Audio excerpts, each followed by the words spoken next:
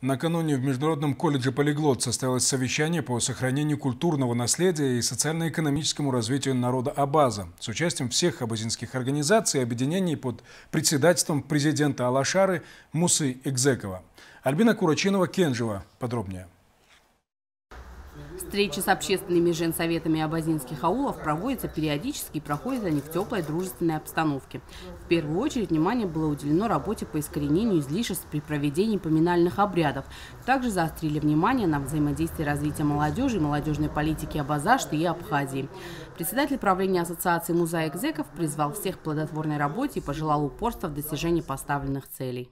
Динамика существенно улучшилась. Еще и потому, что сегодня все общественные абазинские организации, как одна большая команда, работает. Я бы даже сказал, что ощущение такое, что у каждого появились крылья. Все поставленные задачи на сегодняшний день выполняются и выполняются очень хорошо и очень качественно. Впервые озвучили идею создания фонда для решения проблем абазинских аулов, который позволит собирать средства для реализации различных проектов. Положительно осуществляться это будет через приложение Сбербанк онлайн, в котором уже появился расчетный фонд Алашара. Любой человек может перевести средства с пометкой, в какой аул он желает их направить. Пока это все носит экспериментальный характер. Женские советы, в свою очередь, рассказали о том, какая работа ими ведется, и поделились планами на будущее. Создали женские комитеты во всех аулах, советы, координационные советы мы создали.